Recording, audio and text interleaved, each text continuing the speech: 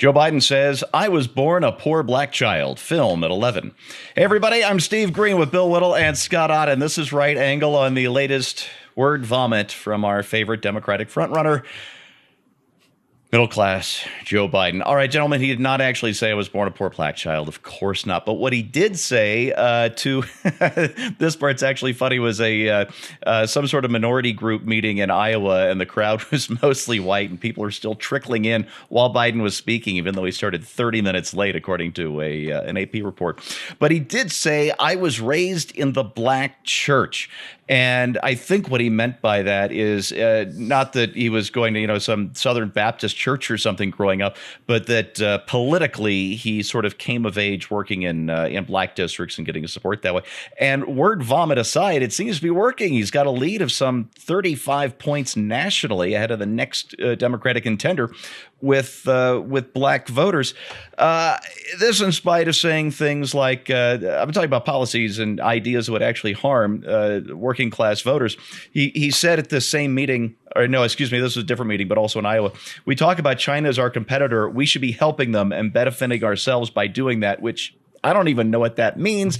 And then he went on a little mini rant against standing armies. Great. All the hot button issues. Yeah, I'm a big Third Amendment supporter myself, but geez, guy, come on. Scott, let's open with you. Last week, I said that Bernie Sanders didn't seem to have the fire in his belly to win this nomination. But when you're up against somebody like Joe Biden, who just emits words like this in this sort of random fashion, does Sanders need the fire in his belly? Can he just count on Joe imploding?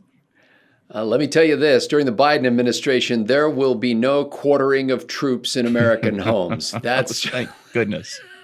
Not on my watch. I can promise you that. Yeah, by the way, and it wouldn't have been the Southern Baptists, it would have been the National Baptists. National Baptists. I'm sorry. That's okay. I'm an agnostic half Jew. I got to take a shot in the dark sometimes on these things. Having been a Southern Baptist, and then once a year they'd have this meeting in Missouri where they'd get together a bunch of Southern Baptists and a bunch of National Baptists. It was frankly the best meeting of the year. Yeah, it was just awesome. But anyway, yeah, the pandering is sick making. It's a shame because each party seems to have taken a different strategy toward winning the black vote, so to speak. On the Democrat side, we're going to pander to them to pretend that we really are down with the struggle and we understand their lives and we're connected with them and we mean only the best for them. On the Republican side, we have just decided we're not even going to talk to them. We're not going into their neighborhoods because, those were already Democrat neighborhoods. I literally had a state senator tell me when I said I wanted to campaign in downtown Allentown, Pennsylvania, he said, you'd be wasting your time. You should go to the suburbs where all the Republican votes are and just remind them to come out and vote, because those people in the city are either not going to vote, but if they do vote, they'll vote 3-1 Democrat. And I said, at what point do we try to win them over to our views? At what point do we try to connect with people and actually find out what their concerns are and see if there's a way that we can make our message more salient to them? And then, of course, by that time, the senator had said, I'm sorry, I've got to go. I've got some more fundraising calls to make. So I never did find out what the answer to that was. Yeah, I think that Joe Biden, we hear these things and we cherry pick these quotes out of the thousands and thousands of words that he says. I don't think this is having any effect on the Democratic base. I don't think there's anybody in the Democratic Party who is seriously, except for his opponents, who are seriously saying, gee, we got to worry about Uncle Joe's sanity and, is he going to make it to the White House mentally? I just think that's something that's a concern or something, a focus of Republicans and conservatives. Frankly, I don't think it's going to hurt him at all. And I think he's going to kick butt in South Carolina.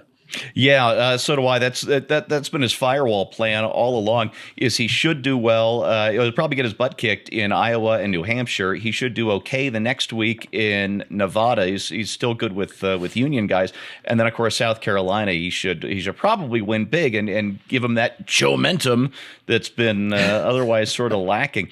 Bill, he's just biding his time right now, dude. We're just both going to hell after this segment. So bad. Bill, there's one of these quotes. Actually, there are two items here I want to run past you because I think they kind of fit together in a very odd sort of way. The first is this quote that Biden had that who was the aging Democratic senator who described the internet as a series of tubes?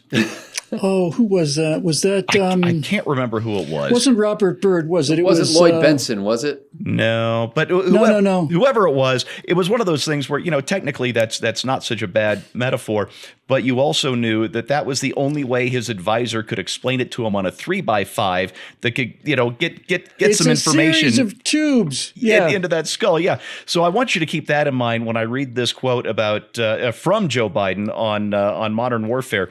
The idea that we have a serious problem facing us now that's different, and it's dealing with the whole idea of cyber war, underground cables that go across the Atlantic that allow us to control everything from satellites to shipping. Again, that's something an aide gave him on a 3x5. And this that I found on Twitter right before we started taping. This is somebody with a sort of a fake Nate Silver account, but he had some actual poll numbers showing that Joe Biden is only 1 percentage point away from getting near 0 delegates in California, the Democrats' most delegate-rich state, for the nomination. His strategy of completely ignoring the most delegate-rich state seems to be finally paying off. Good plan. He's just left the thing open to basically Bloomberg and Steyer's ad-buying money machines. And you put these things two together, Bill, and do you think that Joe Biden has the brain power to be POTUS? I don't think Joe Biden ever had the brain power to be POTUS. I'm not sure Joe Biden ever had the brain power to manage a McDonald's. But that's hard work, by the way. But it is hard work, and that's another reason why I don't think he's likely to be seen in that position.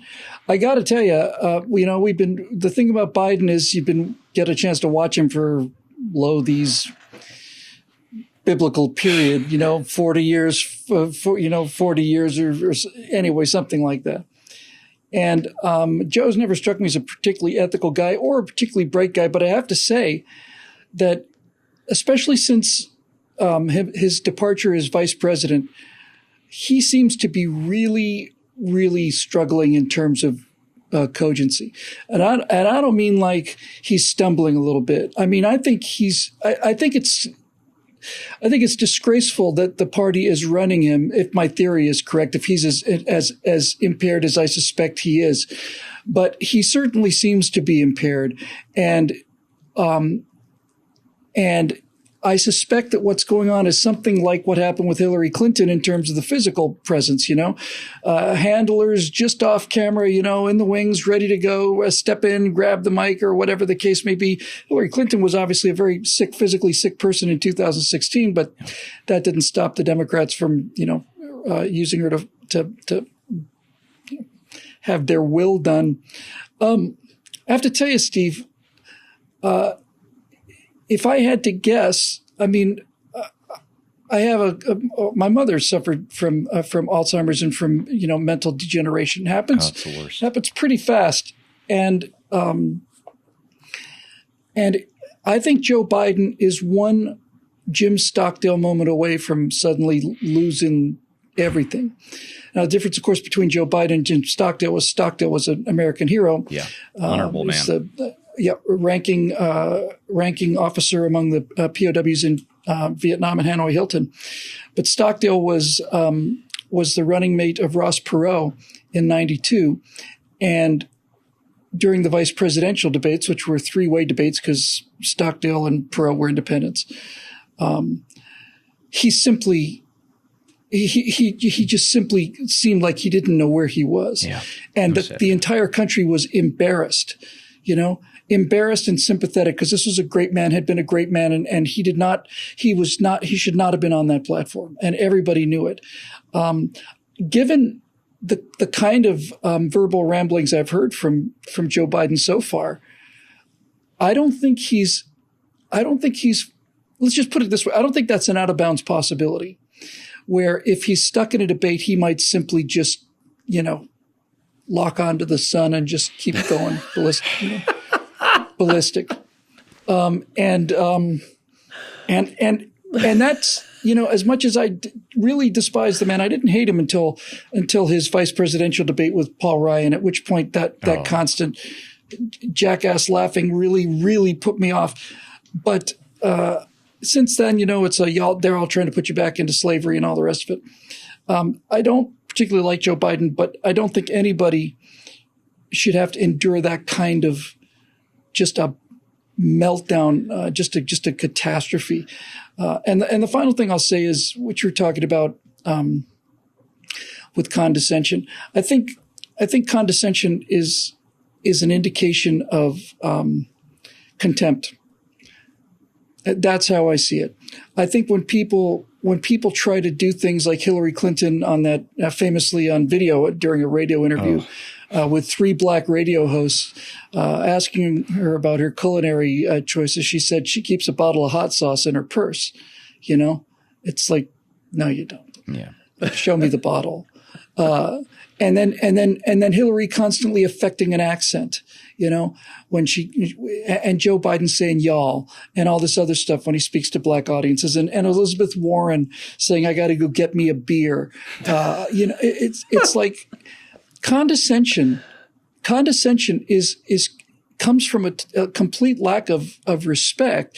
It may seem like they're trying to be, nice to people or obsequious to people or try and go out of their way to ingratiate themselves with people. But the fact that they feel like they can't just simply speak to them as people is an indication of how low people are in their estimation. I don't think like Joe Biden hates black people. I just think that Joe Biden feels like in order for black people to understand him, he has to speak like a black person. And I find that incredibly condescending. And I think people who are being condescended to feel the same way. Yeah, if only would turn up in their votes more often. Let's get back to that idea that Joe Biden was raised in the black church, even if he only meant that politically. Joe, were you part of the black church when you were threatening to withhold, as vice president, $1 billion in aid to Ukraine to stop a corruption investigation that might have uncovered dealings by your son, who was getting paid, what was it, $50,000, $80,000 a month for a do-nothing position on the board of Burisma?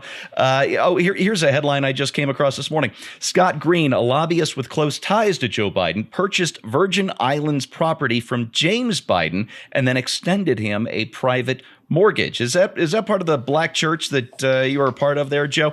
Are you part of the black church when your son is buying a new Porsche and parading around his pregnant new wife after having had to start paying child support payments to the stripper that he knocked up in Arkansas and whose parentage he denied? There is just so much stuff here about Joe Biden that is high-level corruption for nothing more.